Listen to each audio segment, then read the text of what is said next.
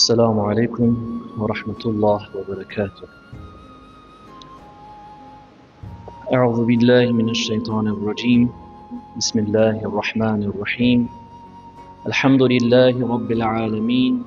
Esselatu vesselamu ala seyyidina ve nebiyyina ellezî summiye fis-semâi Ahmed ve fil-aradîni Muhammed sallallahu aleyhi ve alihi ve sellem ve ala alihi ve ehli beytihi ve ashabihi ecma'in ve bihi nesta'in ve mu'in. Hamduke Allahümme ni'mel mevla ve ni'mel nesir, ni'mel hadi ve ni'mel vekil. Bismillahirrahmanirrahim ve evfu bil ahd. İnnel ahde kâne mes'ûlâ. Sadakallahul aliyyul azim.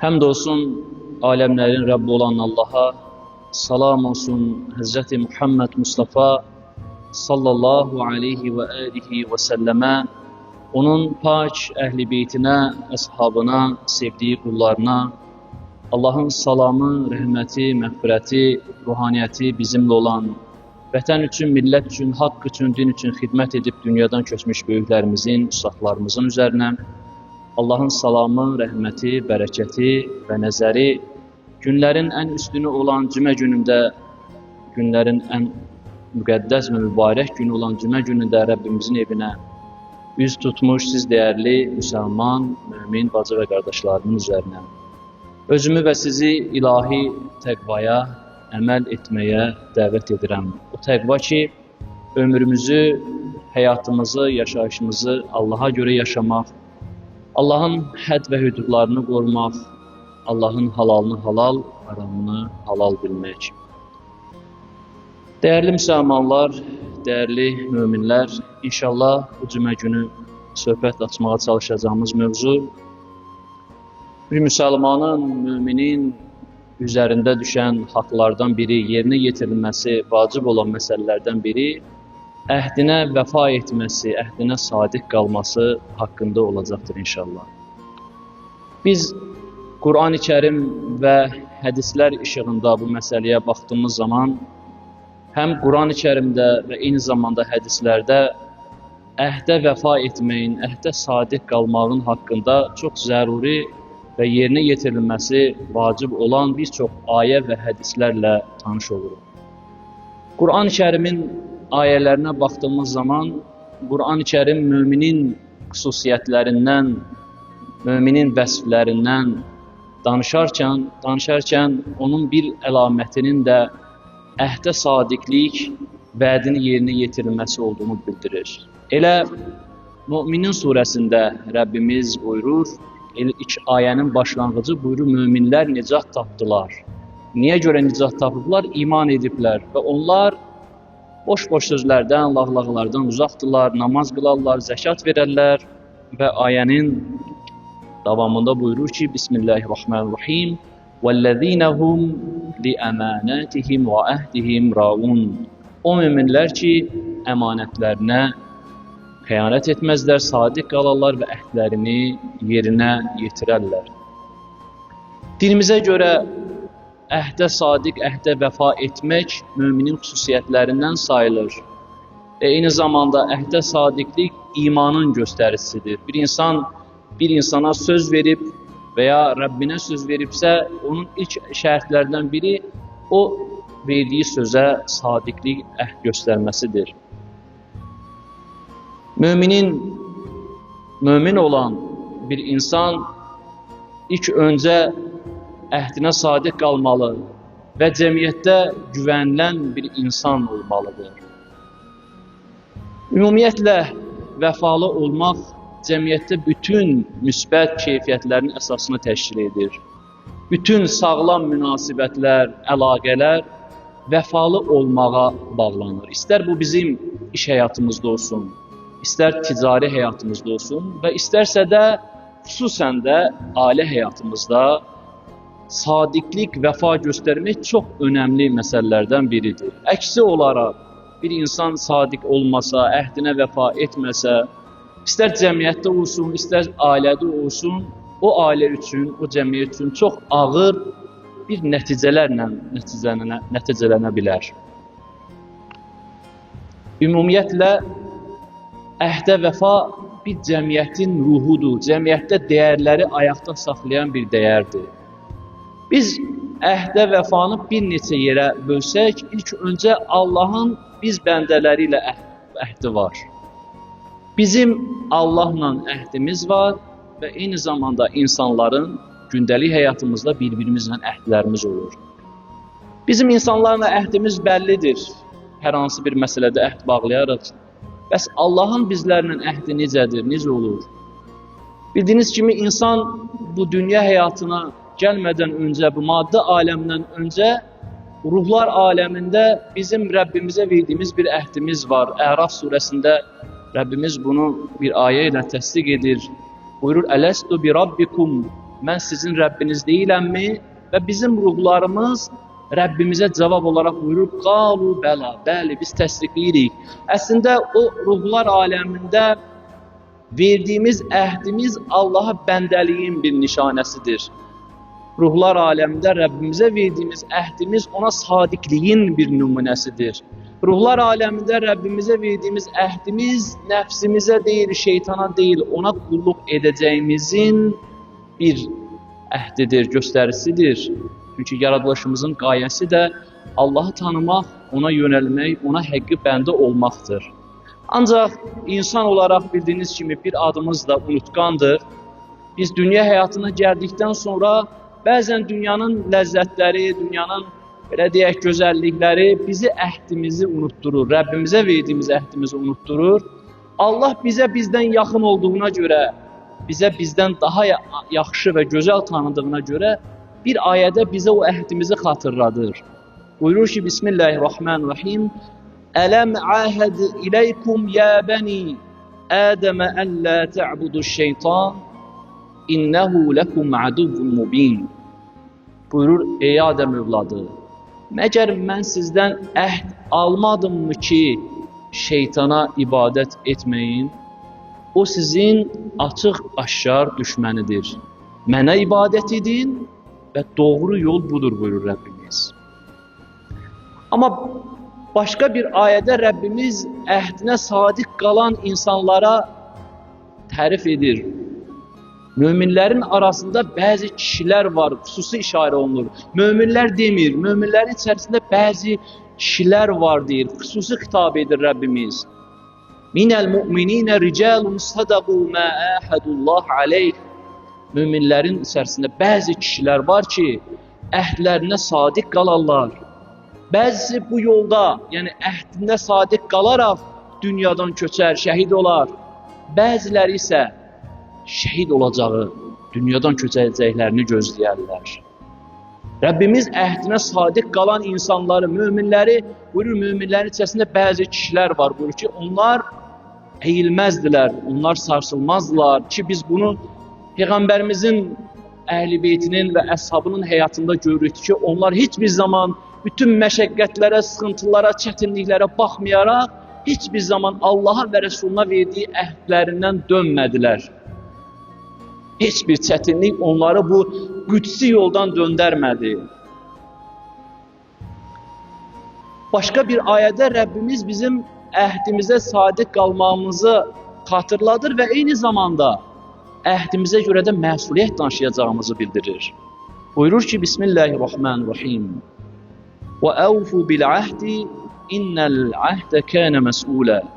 Əhdinizə vəfa edin, verdiğiniz sözü yerinize getirin. Çünkü əhddən sorğu sual olacaqsınız. Əhdinizdən sorğu sual olacaqsınız. Bu ayə bizi əslində əhdə vəfanın əhəmiyyətini, məsuliyyətini bir daha xatırlatmış olur.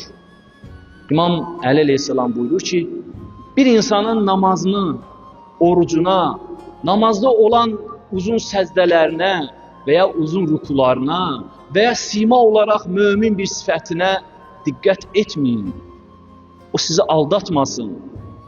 Bir insana nəyə diqqət edək? Bir insan danışdığı zaman doğruluğuna, əmanət verildiyi zaman nə qədər sadiq qaladığına və eyni zamanda əhdinə, vəfasına baxın. Bir möminin əlamətidir. Bilmək istəyirsinizsə Allah qatında dəyərini baxın bu insana. Bununla yoxlayaq. Bəzən namazlar haclar, məşədlər, bu adlar bizi çaşdıra bilir və ya namazda insanlar arasında uzun səzdəsi, duası bizi aldada bilər. Aldatmayacaq nədir? İmam buyurur onun yolu ki, söz verdiği zaman baxın necə sözünü tutur. Baxın, əmanət vermişsiniz ona, nə qədər əmanətə sadiq qalır. Baxın, danışdığı zaman nə qədər doğru danışırsa, buna diqqət edin. Bir insanda olan dəyərlər bunlardır. Rəbbimiz də bizə xəbərdarlıq edir. Buyurur ki, Bismillahirrahmanirrahim. Ya eyyuhəl-ləzīnə əmənu, limə təqulunə mə lə təf'alun. Ey iman gətirənlər! Bizə xitabdır, iman gətirənlərədir. Məgər əməl etmədiyiniz sözləri danışmaqdan çəkinmirmisiniz? Bu Allah'a çox yanında çox əziyyətli, çox narahat bir haldır. Kəbura məqdən indallah. Bizə xitab edir, iman edənlərə xitab edir ki, məgər o şeyləri ki etmirsiniz, niyə söz verirsiniz? O şeylərə ki söz vermişsinizsə, sözünüzə sadiq qalın buyurur. Quran-ı Kərimə baxdığımız zaman, dəyərli müminlər, dəyərli müsəlmanlar, Rəbbimiz də bizə bəzi məsələlərdə vəd verir. Vəd verir bizə. Buyurur ki, Ud'uni əstəcib ləkum. Dua edin, mən sizin duanızı qəbul edim. Allah əhd edənlərin ən üstünüdür. Heç bir zaman əhdinə xilaf çıxmaz. Allah bir şeyi vəd edirsə mütləq verəcək. Amma dua edin deyir, duanızı qəbul edin. Bəzən duamız qəbul olmur. Axı, niyə dualarımız qəbul olmur? Amma Rəbbimiz də buyurur ki, dua edin, mən sizin duanızı qəbul edim. Bəzən duamızın qəbul olmama səbəblərindən biri bu mövzumuzudan kənarda qısa olaraq bunu demək istəyirəm. Dualarımızın qəbul olmama səbəblərindən biri bizim üçün nəyin faydalı və nəyin ziyarlı olmasını bizim bilməməyimizdir. Allah bizi bizdən daha çox sevdiyinə görə, daha bizim üçün xeyirli nədirsə, onu bizə vermək istəyir. Məsələn, bu bir misal verməyə çalışsaq, bəzən az yaşlı evlərimizdə Allah cəmi balalarımızı, övladlarımızı qorusun, salihlərdən qərar versin bu cümə gününə xatir. Bəzən görürsən ki, elə bir şeylər istəyir ki, onu əgər o uşağa verməsən, çox ağlayacaq, çox narahat olacaq, amma valideyn yenə vermir ona. Ağlamasına baxmayaraq vermir. İstəmir vermir, yoxsa istədiyinə görə vermir. Təbii ki, istədiyinə görə vermir. Bəzən də bizim dualarımız buna bənzəyir. Biz bir şeylər istəyirik, amma Allah bilir ki, o bizim üçün ziyanlıdır. Bizim üçün daha xeyirli olanı vermək üçün Allah onu bizdən alır. İkinci vədi budur Rəbbimizin. Buyurur ki, لَاِنْ شَكَرْتُمْ لَأَزِيدَنَّكُمْ. Əgər şükr etsəniz, mən niməti artıraram. Bu da bir ikinci vəddir. Və üçüncü vədi, فَذْكُرُونِ əzkurkum. Məni xatırlayın ki, mən də sizi xatırlayım. Bəzən öz adıma deyirəm, elə bilir ki, biz Allahı hərdən unuduruq. Amma təəssüf ki, Allahı hərdən xatırlayırıq. Bəzən elə bilirik ki, biz Allahı hərdən unuduruq. Biz Allahı hərdən xatırlayırıq, unuduruq Allahı. Bilmək istəyirik, Allah bizimlə nə qədərdir? Bunun çox gözəl bir cavabı var. Biz Allahla nə qədərik? Allahın yanında dəyərimiz nə qədərdir? Allah bizim yanımızda dəyəri nə qədərdir? Allah bizim işlərimizə nə qədər hakimdir? Günümüz nə qədər Allahla başlayır, nə qədər Allahla sona çatır? Elə olmasaydı ki, Rəbbimiz deməzdi ki, elə insanlardan olmayın ki, onlar özlərini unutdular deyə Allah da özünü onları unutturdu. Onlar Allahı unutdular deyə Allah da özünü onlara unutturdu. Uca Rəbbimiz bizləri əhdinə sadiq qalan qullarından qərar versin, onu xatırlayan, daim yad edən bəndələrdən olmağı cümləmizə nəsib etsin inşallah. Mineşşeytanirracim. Bismillahirrahmanirrahim. Elhamdülillahi Rabbil alemin. Esselatu vesselamu ala seyyidina ve nebiyyina Muhammed sallallahu aleyhi ve alihi ve sellem ve ala alihi ve ahli beytihi ve ashabihi ecma'in ve bihi nesta'in ve mu'in. Rabbi şrah li sadri ve yessir li emri ve ahlul uqdeten min lisani yefqahu qavli.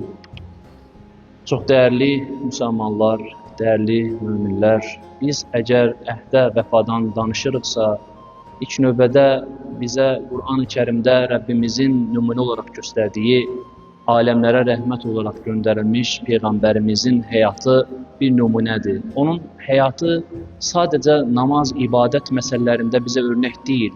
Onun həyatı bütünlüklə bizə nümunədir. Öz ətrafındakı insanlarla münasibətdə əhdinə nə qədər vəfa etdiyini biz şahidi oluruq. Bilirsiniz ki, hələ İslamdan öncə müşriklər belə Peyğəmbərimizə Əl-Əmin adı ilə xitab edirdilər. Allah Rəsuluna inanmayan müşriklər, onu qəbul etməyən insanlar belə, baxın dinin, Peyğəmbərimizin əxlaqını gözəlləşdirən, onun əxlaqının gözəlliyinə baxın ki, gətirib öz əşyalarını Allahın Rəsuluna həvalə edirlər, ona əmanət edirlər. Hətta bilirsiniz, Məkkədən Mədiniyə hicrət edildiyi zaman, məcbur qalıb təbii ki, hicrət edildiyi zaman Həzrət Əli əleyhissalamı Məkkədə saxlayaraq ona verilən əmanətləri həmən onun öz şəhərindən, öz yurdundan çıxardan insanlara təhvil verməsini istəyir. Baxın, dinimiz və Peyğəmbərimiz bizim üçün nə gözəl nümunədir, nə gözəl bir örnəkdir ki, həqiqətən də bu gündə bir müminin, bir müsəlmanın Peyğəmbərimizə, onun əhl-i beytinə və əshabına bənzəməsinə ehtiyac var. Əgər bu dəyərlər qurulmazsa, insanlar cəmiyyətdə nə zaman natamamlıq yaranır? Əsas səbəblərindən də biri, bir insan bir insana söz verir, sözünə tutmur, ondan sonra artıq onun təmsil etdiyi yer də belə sual altına düşür, şübhə altına düşür. Təbii ki, bu səbəb deyil, amma çox təəssüf ki, bəzən cəmiyyət belə baxır. Bir ibadət əhlinə, bir iman əhlinə hər hansı bir xətası olduğu zaman həmən onu tez qabardaraq, bu da namaz qılan, bu da filan kəs, bu da filan kəs və təbii ki, onun da fonunda xüsusən də dinimizə dırnaq arasında deyək, ləkə gətirməyə çalışırlar. Təbii ki, bu da əsaslı bir səbəb deyil. Bir nəfər İmam Zeynalabdin əleyhissalamın yanına gəlir. Bax, bununla bağlı bir məsələdir elə. Sual edir ki, ya imam, mənə din haqqında məlumat ver, dinin qayda qanunları nədən ibarətdir? İmam 3 dənə söz deyir ona, 3 bəndlik bir məsələ deyir. Buyurur ki, danışanda doğru danış, səndən hər hansı bir məsələ haqqında sual etdiyi zaman, söz soruşulduğu zaman ədalətli ol və əhdinə vəfa çalış. Vəfa etməyə çalış, vəfalı ol daha doğrusu. 3 bənd bir müsəlmanın həyatı bundan ibarət olarsa, din də bizdən zaten bunları əməl etməyə təşviq edir. Danışdığın zaman doğru danış, sadiq ol, əmanətə xəyanət etmə və əhdə vəfa elə. Bir səhabə var, Soban adlı bir səhabə, bir gün ağlayaraq Allah Rəsulunun huzuruna gəlir. Allah Rəsulü Sobanın ağladığını gördüyü zaman ondan sual edir, səni ağlamağa nə səbəb olub ki, ağlayırsan, nə məsələdir ki, sən ağlayırsan, ey Soban? Buyurur ki, ey Allahın Rəsulü, atam, anam sənə fəda olsun. Biz hər gün səninlə zaman keçirik, vaxt keçirik və elə olur ki, günün sonunda biz evimizə dönürük, axşamlar düşünürük, sizin üçün çox darıxırıq, amma bəzən düşünürəm ki, yenidən sabah sizi görəcəm. Bəs elə olsa qiyamət günü biz sizi görməsək, bizim halımız necə olacaq? Mən ona ağlayıram, buyurur. Allah Rəsulü buyurur, 5 bəndlik bir məsələni həmən səhabəyə buyurur. Buyurur ki, hər kəs bu 5 əməli icra etsə, həyatında olsa, o qiyamət günü cənnətdə də mənimlə bərabər olacaq. Nədir o? Biraz öncə dediyimiz kimi, danışdığı zaman doğru danışmaq. Sənin əleyhinə olsa da belə. Bəzən elə bir doğrular var ki, sənin ziyanınadır. Elə yalanlar var ki, sənin xeyrinədir. Burada artıq iman göstəricisi sən hansını seçəcəksən. Doğru olub sənin xeyrinə olanı, yoxsa yalan olub sənin ziyanına olanı. Ona görə də Allah Rəsulü buyurur ki, danışdığın zaman doğru danışan, əmanəti sahibinə qaytaran. Ki, bilirsiniz, İmam Zeynalabdin əleyhissalam buyurur ki, atam Hüseyni qətlə yetirilən qılıncı mənə əmanət olaraq versələr, mən onu sahibinə olduğu kimi qaytararam. Atamı o qılıncla şəhadətə getiriblər. Amma mən o əmanətə xəyanət etmərəm. Üçüncüsü, əhdinə sadiq qalan. 4 buyurur ki, Peyğəmbərimiz gözəl əxlaqlı olan və yaxud dediyimiz kimi Peyğəmbərimizi insanlara həyatında dəyişiklik edən səbəblərdən biri gözəl əxlaqlı olması idi. Çox önəmli məsələdir gözəl əxlaqlı olmaq. Bir müminin həyatı, davranışı bir insanın həyatına təsir edirsə, onun həyatı gözəlliklərlə doludur deməkdir. O insanla ünsiyyətdə olduğu zaman sən Allahı xatırlayırsansa, sən dünyanı unudursansa, demək o insan o gözəllikləri həyatında yaşayır. Və beşincisi buyurur ki, insanlara daha yaxın olan, yəni insanlara daha çox xidmət edən bu bəndləridir. Kimin həyatında olarsa, Allahın Rəsulü buyurur ki, o cənnətdə də, qiyamətdə də inşallah mənimlə birgə olar. Uca Rəbbimiz bizləri də bu bəndlərdə olan dəyərləri həyatımıza daşımağı nəsib eyləsin. Uca Rəbbimiz bizləri həm dünyada verdiyimiz insanlara qarşı əhdimizə, həm əhdlərin ən üstün olan Rəbbimizə, ona bəndəçilik yolunda verdiyimiz əhdimizə sadiq qalmağı, qədəmlərimizi Rəbbimizi heç bir zaman titrətməməyi və bir ömür bu dünyada onu tanıyaraq yaşamağı və ömrümüzün sonunda dünyadan köçərkən də tanıyaraq dünyadan köçməyi cümləmizə nəsib etsin inşallah. Və xütbəmizin sonunda bir anamız biraz öncə bizdən acizanə şəkildə xahiş etdi. Məscidimizə gəlib gedən bir qardaşımız olub, Emil qardaşımız dünyasını dəyişib və burada əyləşən dəyərli müminlərdən, müminələrdən onun axirət dünyasını dua etməsini sizdən rica edir. Uca Rəbbimiz o qardaşımızın axirət dünyasını xeyirli qərar versin. Uca Rəbbimiz heç bir ata-anaya vaxtsız övlad itkisi yaşatmasın inşallah.